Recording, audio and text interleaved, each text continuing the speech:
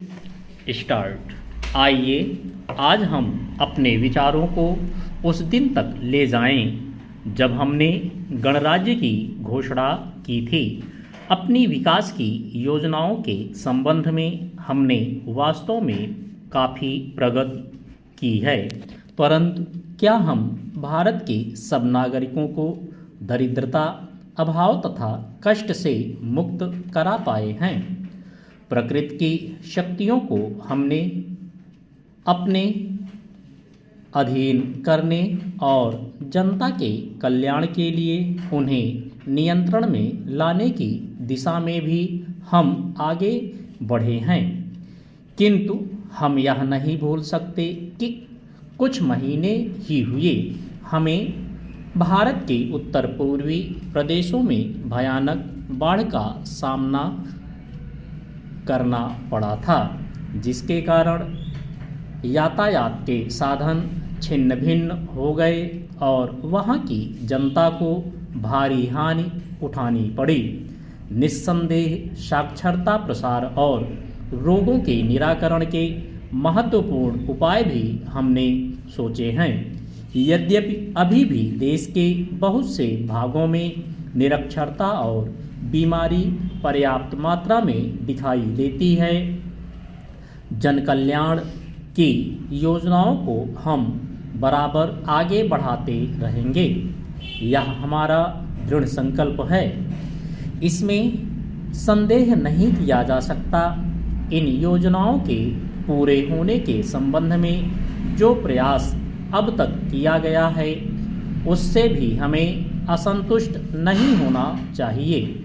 फिर भी जो कुछ अब तक किया जा सका है, यदि वह बहुत चमत्कारी नहीं दिखता तो उसका कारण यह है कि अभी निर्माण कार्य जारी है और समाप्त नहीं हुआ है। राष्ट्र के निर्माण में समय की आवश्यकता होती है। आज हमारा गणराज्य दिवस है और भारत जैसे प्राचीन राष्ट्र के इतिहास में 5-7 वर्ष की अवधि एक स्वल्पकाल है। आइए अब हम विगत वर्ष की घटनाओं पर नज़र डालें और यह देखें कि विकास के कार्यों और निर्माण योजनाओं की दिशा में हम कहां तक आगे बढ़ सके हैं। यदि मुझसे यह कहा जाए कि बीते वर्ष की घटनाओं का वर्णन मैं एक वाक्य में करूं, तो मैं कहना चाहूँगा कि संविधान में दिए गए निर्देशों के अनुसार हमने समस्त राष्ट्र के साधनों को ऐसे ढंग से जुटाना आरंभ कर दिया है, जिससे यह स्पष्ट हो जाता है कि भारत में कल्याणकारी राज्य की स्थापना का श्री गणेश हो चुका है। पिछले वर्षों में हमने जो संकल्प और दावे किए थे, अब वे मूर्तिमान होने लगे हैं। इसलिए अब यह समझना कठिन नहीं है कि राष्ट्र किधर जा रहा है और आगामी 10 या 15 वर्षों में हम किस स्थिति में होंगे। महान नदी घाटी योजनाओं पर कार्य बराबर जारी है।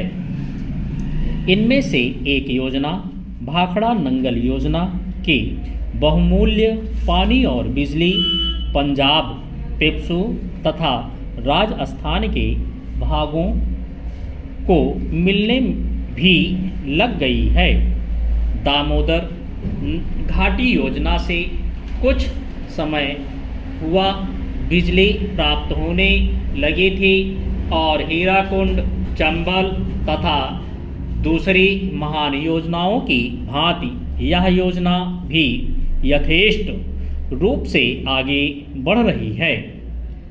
भाखड़ा नंगल योजना का प्रथम चरण समाप्त होने से अब यह स्पष्ट है कि इन महान योजनाओं के द्वारा देश में कितने महत्वपूर्ण परिवर्तन हो जाएंगे।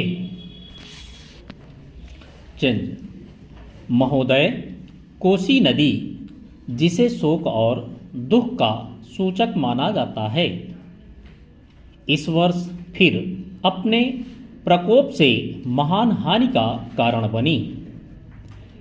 अब इस नदी पर काबू पाने और इसकी उपद्रवी लीला समाप्त करने के लिए भी योजना तैयार हो गई है।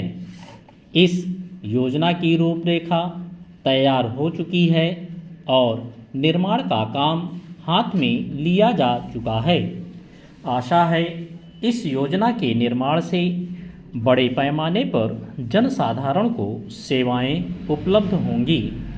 जब यह नया परीक्षण सफल होगा तो महान योजनाओं के निर्माण में और भारत की महान जनशक्ति के उपयोग के संबंध में हमारी जानकारी और अनुभव में महत्वपूर्ण वृद्धि होगी। औद्योगिकरण के क्षेत्र में उन्नति, उत्पादन में और अधिक वृद्धि और भारत की प्रति व्यक्ति आय में वृद्धि विचाराधीन वर्ष की कुछ महत्वपूर्ण बातें हैं। औद्योगिकरण के साथ ही रोजगार के क्षेत्र को विस्तृत करने के प्रयत्न भी बराबर जारी हैं। कुटीर उद्योगों और घरेलू धंधों को प्रोत्साहन देकर औद्योगिकरण और रोजगार में समुचित संतुलन स्थापित करने का प्रयास किया जा रहा है। यह बात सभी स्वीकार करते हैं कि यदि भारत के जनसाधारण को उदासीनता और हार मानने की संभावना से मुक्त करना है तो बढ़ती हुई बेरोजगारी को दूर करने का उपाय करना होगा।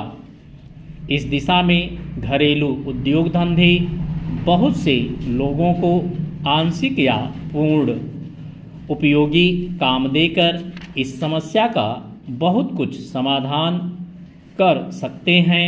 इसीलिए पंचवर्षीय योजनाओं में पुराने घरेलू उद्योगों को पुनर्जीवित करने और चालू कुटीर उद्योगों को प्रोत्साहन देने की व्यवस्था की जा रही है।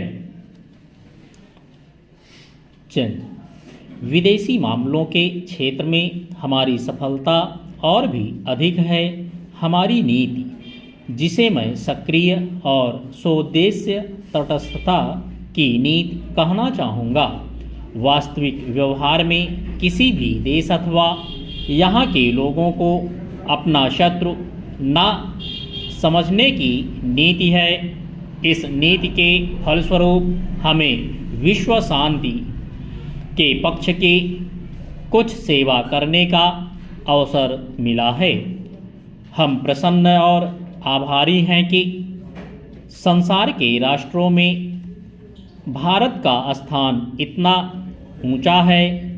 इंडो चीन निरीक्षण और नियंत्रण अंतर्राष्ट्रीय आयोग की अध्यक्षता हमने स्वेच्छा से स्वीकार की है और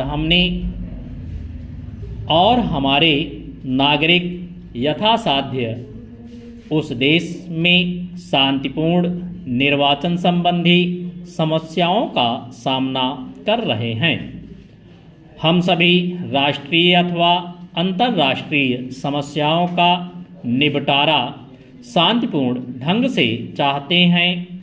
मुझे बहुत प्रसन्नता है कि भारत में फ्रांसीसी बस्तियों की समस्या शांति और सद्भावना के वातावरण में सुलझ सकी है।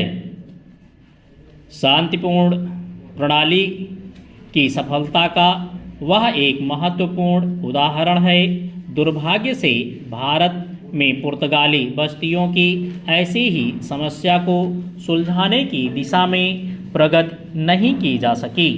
मैं आशा करता हूं कि पुर्तगाल इन बस्तियों में रहने वाले लोगों के स्वाधीनता के अधिकार को स्वीकार करेगा और फ्रांस और ब्रिटेन सरकारों का अनुसरण करेगा।